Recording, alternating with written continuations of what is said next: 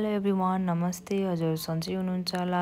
अनि अहिले चाहिँ फेरि म रेडी भइसकेको छु थोरै चाहिँ। अनि अब चाहिँ सिलगढीबाट फेरि हामी हिँड्न लागेको हो। हिजो चाहिँ सिलगढीमा रातितिर आइपुगेको थियौँ।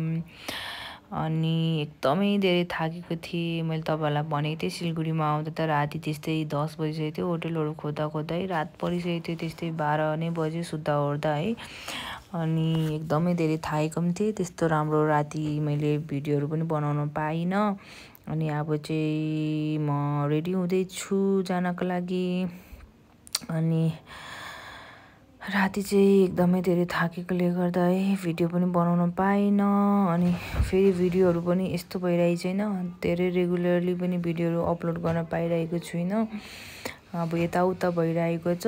एक त थाकिरहेको हुन्छु, एडिट गर्न पनि मलाई कस्तो अल्छी लाग्छ होइन। अनि त्यही भएर अनि फेरि अनि नेटहरू पनि त्यति राम्रो हुँदैन।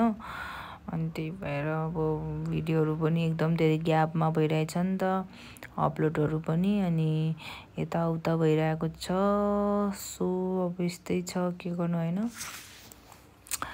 अब एकैचोटि यति धेरै अब बाइक राइडमा हिँड्दा पनि गाह्रै हुँदो रहेछ होइन। एकदम धेरै थाकेको पनि छु। अनि अब फेरि आज चाहिँ हामी सिलगढीबाट बोर्डर, नेपाल बोर्डर जाने हो। अनि पशुपतिनगरबाट हुँदै हामी इलाम साइड जान्छौँ आज चाहिँ। हेरौँ अब कुन बाटो हुन्छ। हामी यताको यो के पो भन्छ, मिरिकबाट जाने भनेर सोचिरहेको छौँ। अब हेरौँ के हुन्छ होइन। बाटोमा हेर्दै जाउँ। हामी चाहिँ सर्टकट हुन्छ, अलिक छिटो हुन्छ भनेर हामी चाहिँ मिरिकबाट जाने भनिरहेको छौँ। अनि अस्ति नै त्यता हुँदै बुझ्दाखेरि हल्का मिरिकको बाटो चाहिँ अब हल्का बिग्रेको छ भन्नुहुँदै थियो। हेरौँ कस्तो हुन्छ। अनि अहिले चाहिँ मैले रेडी हुँदै मेरो हजुर पनि आइपुग्नु भएको थियो। अनि ढोका खोलिदिएँ मैले। अब चाहिँ हामी रेडी भइसक्यौँ। सो अहिले चाहिँ रेडी भएर पनि हामी अब फेरि हल्का बाइक सर्भिस जस्तै भनौँ न गर्नको लागि हामी यहाँनिर आएको थियौँ। अनि सो अहिले चाहिँ फेरि हामी अब बाटो लाग्यौँ। सिलगढीबाट हामी अब चाहिँ हिँड्यौँ भन्दा पनि हुन्छ होइन। नास्ताहरू खाएको थियौँ। अनि अब चाहिँ हिँड्यौँ। मैले नास्ताहरू खाएको त्यस्तो भिडियोहरू चाहिँ राखिनँ होइन, थोरै क्लिपहरू राखेँ।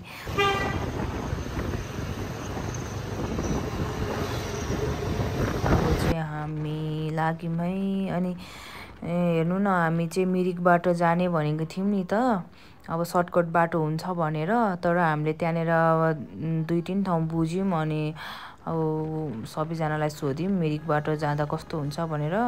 बाटो खराब छ भन्दै थियो। सो सोद्धाखेरि चाहिँ त्यहाँनिर मिरिकको बाटो चाहिँ एकदम डेन्जर छ अहिले, त्यो बाढी गएकोले गर्दाखेरि चाहिँ बाटो छैन भनेर फेरि हामी चाहिँ यता दार्जिलिङ बाटो लाग्यौँ। अनि सो हामी चाहिँ मिरिकबाट गएनौँ, किन डेन्जरबाट जाने भनेर होइन। सो हामी चाहिँ फेरि दार्जिलिङबाट जाने भनेर हामी चाहिँ उकालो लाग्नु थाल्यौँ। सो यो चाहिँ दार्जिलिङको बाटो हो। अब हामी दार्जिलिङ घुम हुँदै जाँदैछौँ। यो चाहिँ दार्जिलिङदेखि हामी माथि जाँदैछौँ। अनि यो बाटो चाहिँ यस्तो छ। सिलगढीदेखि उकालो लाग्यौँ। अब फेरि दार्जिलिङको बाटो चाहिँ फेरि एकदम धेरै सानो छ नि त। अब माथितिर भनौँ न, यो दार्जिलिङ उकालो चलेपछि चाहिँ एकदम धेरै सानो रोडहरू छ, धेरै घुम्तीहरू छ नि त, पुरा त्यो टर्निङहरू छ। अनि अलि गाह्रो होला भन्ने पनि। अनि यो चाहिँ बाटोमा टोय ट्रेनको उयो पनि छ नि त, पटरीहरू। हेर्दा चाहिँ कति रमाइलो छ है। मैले चाहिँ कहिले टोय ट्रेन चढेको छुइनँ अहिलेसम्म। अब ट्रेनहरू त चढिसकेँ होइन। अब मलाई चाहिँ यस्तो यो जङ्गलमा अब टोय ट्रेनहरू चढ्न एकदम मन लागिरहेछ। झन् ठुलोवाला टोय ट्रेन त अब सिमला मनालीतिर होला, तर दार्जिलिङको पनि एकदम धेरै राम्रो छ भन्छ होइन। यो चाहिँ टोय ट्रेनको उयो पनि देखाइरहेछ, पटरी पनि। मलाई चाहिँ एकदमै धेरै चढ्न मन छ यसमा पनि। अब एक दिन चढौँला फेरि दार्जिलिङ घुम्न आएको बेलामा भनेर सोच्दैछु। अनि अब भोक पनि लाग्दैछ होइन। अब दार्जिलिङको उकालो चढ्दैछौँ, कहिले यो उकालो चढिसक्ने हो। घुम्तीहरू यति धेरै छ, गाडीहरू सुई आउँछ होइन माथिबाट, देखिँदैन पनि, यति डेन्जर बाटोहरू पनि छ। अनि फेरि हामीले चाहिँ बाटोमा ठिक्क फेरि टोय ट्रेन देख्यो नि त। अनि त्यहाँनिर टुरिस्टहरू अब त्यहाँनिर उयो घुम्नु आउने मान्छेहरू यहाँनिर उयो गर्दै रहेछ। सो हामी पनि एकछिन यहाँनिर बसेर हामीले पनि हेर्दैछौँ, फोटो भिडियो गर्दैछौँ। अनि यो जान्छ कि भनेर एकछिन वेट गर्दैछौँ। अब हिँड्छ कि हिँड्दैन, खै हिँडेन भने हामी चाहिँ हिँड्ने हो। अब कता भेट्छौँ बाटोतिर। अब यो अलि ढिलै गर्छ जस्तो लाग्यो, किनभने त्यहाँनिर अब मान्छेहरूले पछाडि फोटोहरू खिच्दैछ, उनीहरू घुम्न आएको होला नि त। सो अब हामी चाहिँ बिस्तारै हिँड्दै गर्छौँ, बाटोतिर पछि भेट्छौँ होला। सो अब हामी चाहिँ हिँड्दै गर्ने हो। र के भन्ने ठाउँ हो यो थाहा पनि भएन हो। अनि भोक पनि लागिसक्यो, माथितिर बिसाएर केही खाम भनेको होइन। रेस्टुरेन्टहरू के होटलहरू छ कि नास्ता खाने सानो ठाउँहरू भए पनि हुन्छ भन्दै हामी चाहिँ अब हिँड्यौँ फेरि। अनि ठिक्क हिँड्दै फेरि टुवा बज्दै टोय ट्रेन आउनु थाल्यो। सो हामी चाहिँ फेरि एकछिन पर्खेर यसलाई हेरेर जाउँ भनेर, भिडियो पनि बनाऊँ भनेर एकछिन बसेको। यसरी हिँड्दैछ बिस्तारै, कति राम्रो देख्दो रहेछ नि रोडमै। अब सानो पटरीमा टोय ट्रेन हिँड्दै गरेको, अनि यता साइडमा बाइक गाडी। यही बाटोमा हिँड्दा त रमाइलो देख्दो रहेछ, एकदम राम्रो देख्दो रहेछ। अनि हामी चाहिँ अब यसलाई फलो गर्दै जाने हो।